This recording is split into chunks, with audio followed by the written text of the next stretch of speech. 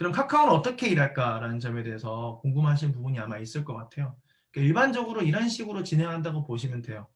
어떤 이게 사업이 될 수도 있고 어떤 특정 서비스가 될 수도 있습니다. 자기가 컨셉을 가지고 있던 특정 어떤 서비스나 사업이 있어요. 이거를 어떤 아이디어를 하게 됩니다.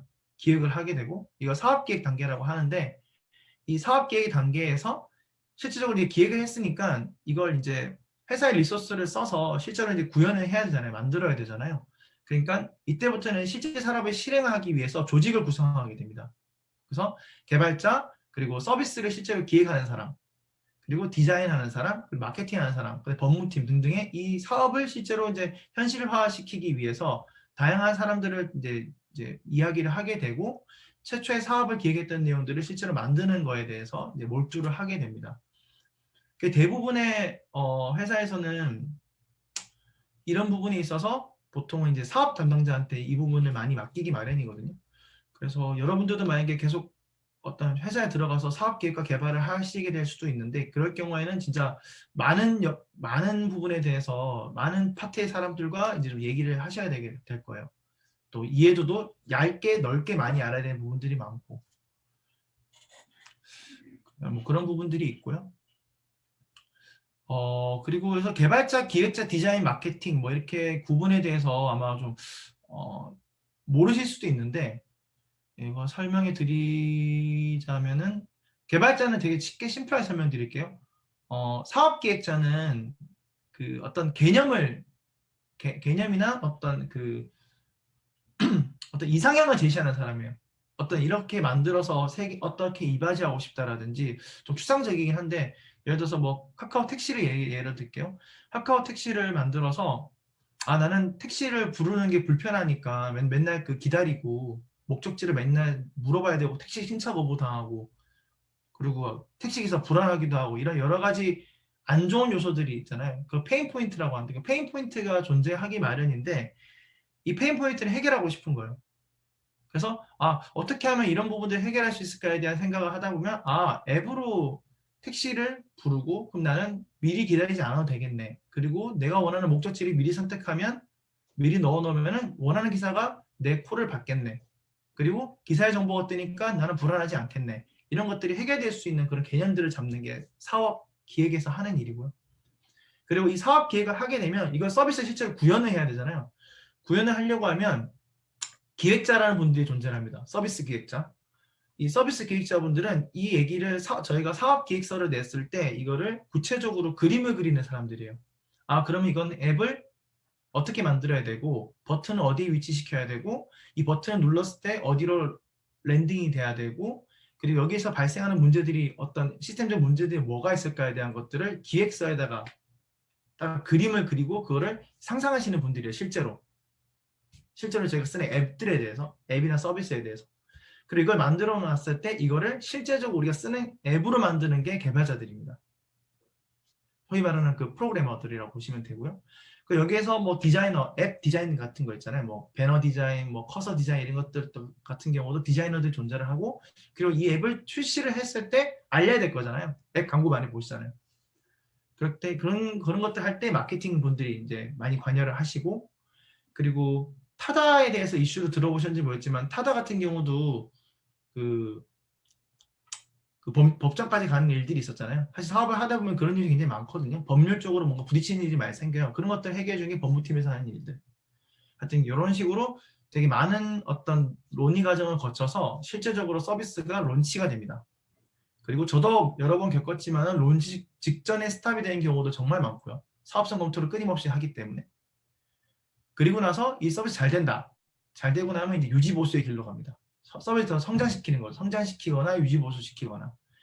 여기서 보면은 대부분의 직장인들은 사실 론치보다는 유지 보수나 성장의 단계를 많이 경험하게 돼요. 근데 저는 욕심이 있다 보니까 좀 이렇게 앞단에 사업 계획이나 개발에도 한번 경험해보자 많이 이제 좀 노력을 했었고요. 여러분들 기회가 된다면 꼭 이런 걸 더 거쳐보면 좋으실 것 같습니다. 그러면 이제 문화적으로 봤을 때 카카오는 어떻게 일을 할까에 대해서 이제 설명해 드리자면 카카오는 기본적으로 키워드가 뭐 신뢰, 충돌, 헌신이라는 키워드를 가지고 있어요. 이게 뭐냐면 저도 사실 회사에서 이런 말을 쓰는 게 부끄럽긴 한데 이게 같이 일하는 사람들끼리 신뢰를 해야 된다는 점이고, 충돌이라는 말은 어떤 아이디어나 기획을 냈을 때 끊임없이 그 말이 맞는지에 대해서 검토하는 과정이거든요, 서로.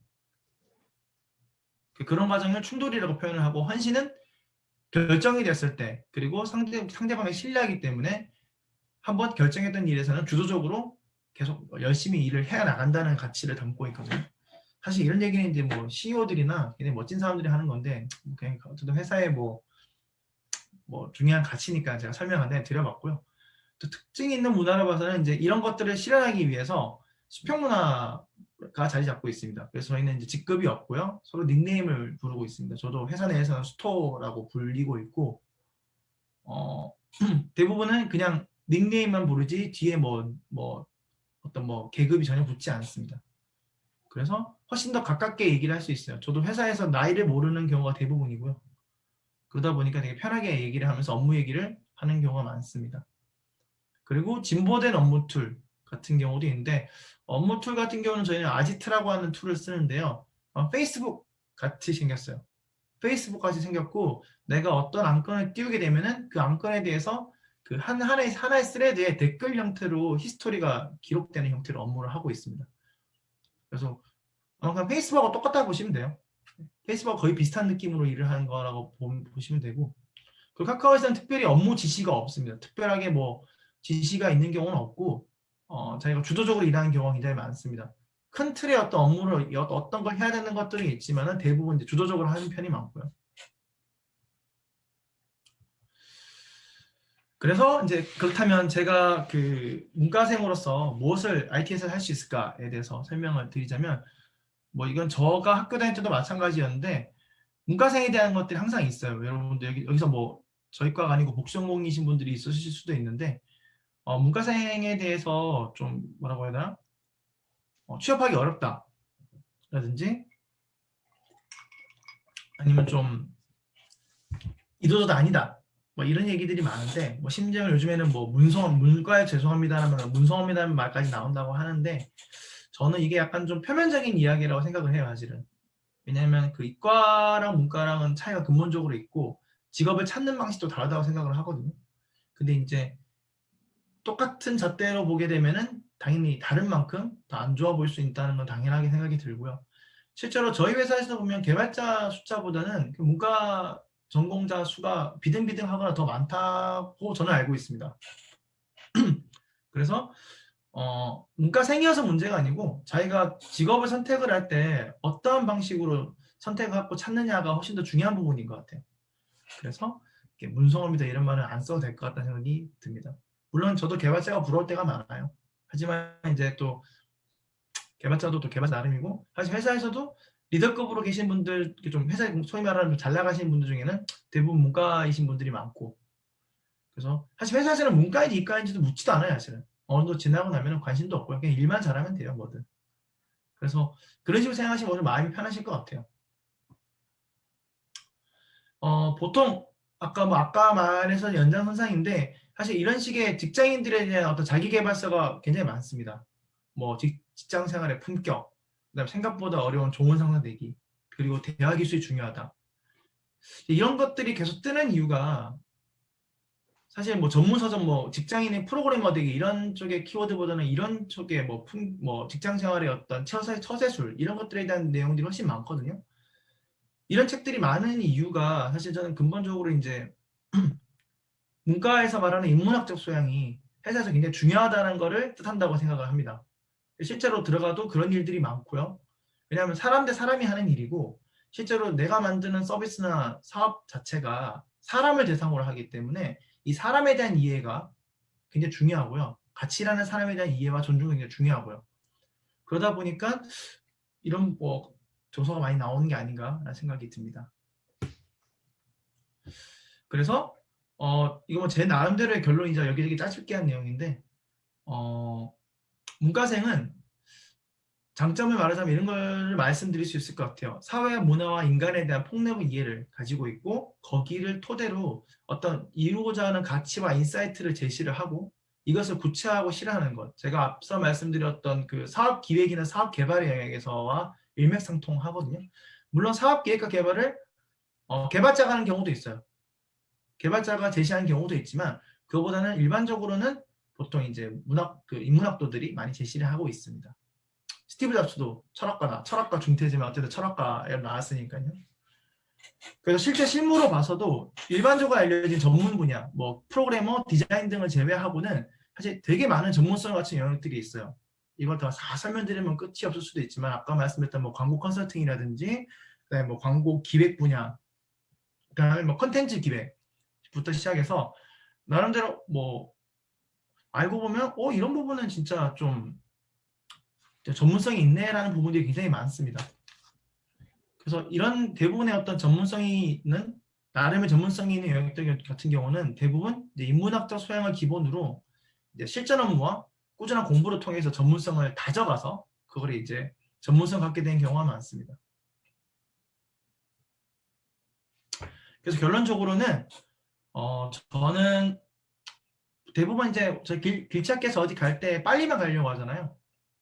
근데 또 상황을 보다 보면은 이제 내비에 안내된 길이 맞지 않을 수도 있고 그리고 더 막히는 길일 수도 있고 그리고 내가 걸어가는지 차를 타고 가는지 어떤 걸 택시를 타고 갈지 자동차를 몰고 갈지 모르는 상황 그 결정을 해야 되는 상황들이 있잖아요.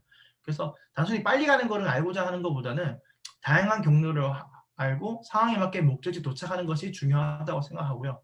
이거를 제가 결론적으로 말씀드린 이유가 앞에서도 제가 어떤 사회 문화 그리고 제 인문학자로서 인간에 대한 폭넓은 이해를 하고 그리고 제가 회사 내에서 되게 다양한 시도를 했었잖아요. 뭐 개인적으로도 저는 이제 되게 다양한 일을 하면서 지냈다고 생각을 하는데 저희 같은 인문학도들은 되게 경험과 시도를 많이 하는 게 중요한 포인트인 것 같아요. 그리고 그걸 구체적으로 계획하고 실현하는 게 굉장히 중요한 포인트고요. 여기서 그냥 경험하고 시도하고 이해만 하고 있다고 중요한 게 아니고 이거를 구체적으로 어떻게 내가 이거를 발현할 것인가에 대한 고민을 반드시 해주셔야 됩니다. 그래서 이걸 실현하는 연습을 계속 갖게 되면은 꼭 좋은 결과가 있을 거라고 생각이 들고요. 이게 뭐 뭔 뜬구리 없는 소리냐도 할 수 있는데 구체적인 사례는 제가 뭐 뒤에 Q&A에서 질문 주시면은 제가 여기에 여기 내용에 맞게 제가 설명을 드릴까 합니다. 네, 좀 최대한 천천히 하려고 했는데 벌써 Q&A 시간이 됐는데 혹시 뭐 제가 말씀드린 과정에 있어서 궁금하신 내용이 앞에 내용이 있었으면 편하게 말씀 주시면 좋을 것 같아요. 자, 일단은 우리 그 주요선 그러니까 강사님이 하는 그러니까 강의는 이렇게 마치도록 하겠습니다. 여러분들 박수로 여러분들이 또 하답을 해주면 좋을 것 같아요.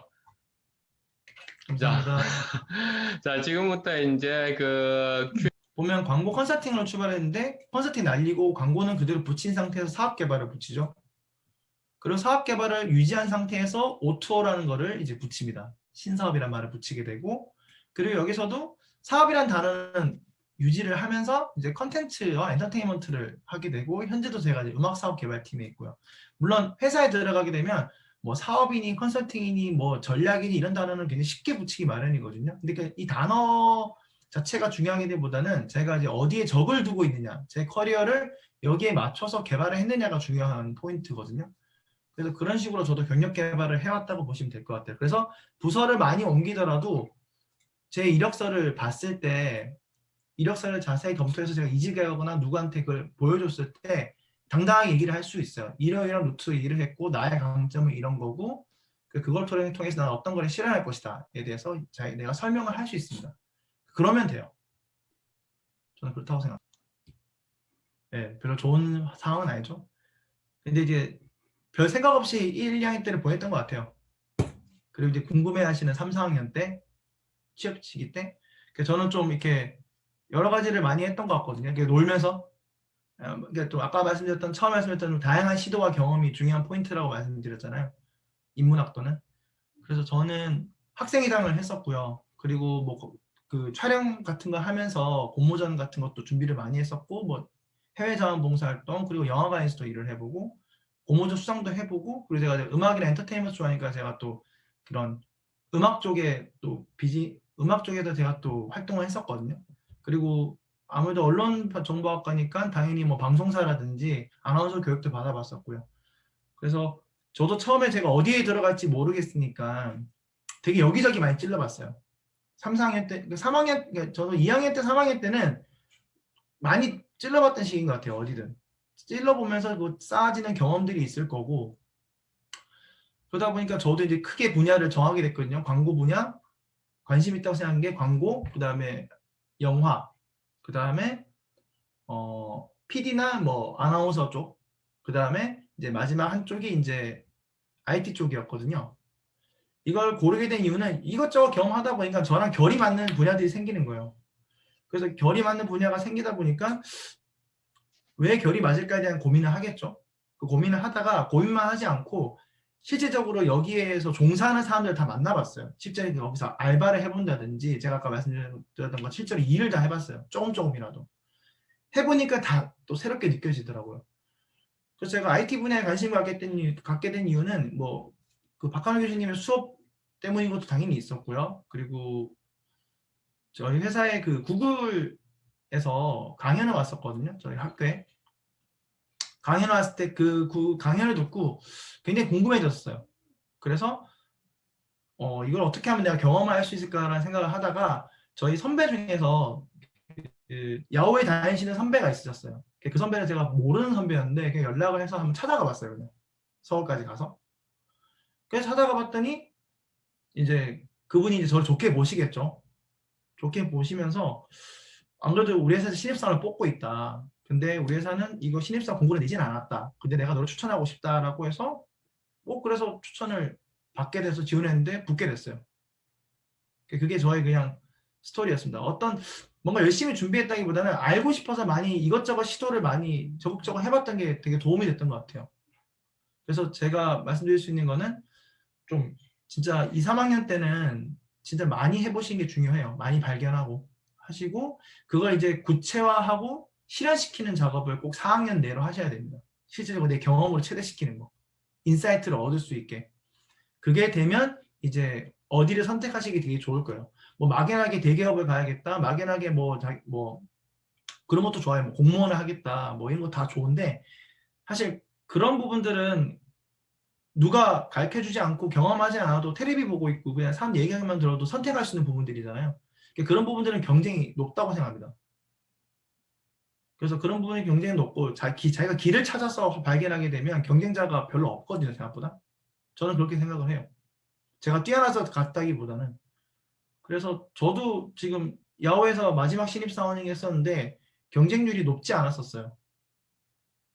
3명 뽑는데 지원한 사람이 한 열댓 명밖에 안 됐었거든요. 왜냐면 다 아는 사람 통해서 지원받은 거니까. 근데 뭐 하다못해 공채 같은 경우는 뭐 몇천 대 몇 이렇게 되게 쉽잖아요. 그런 비율이. 그래서 저는 꼭 경험을 많이 해보시는 걸 추천합니다. 이것저것. 네, 그래서 어쩌다 보니까 현실이 됐네요.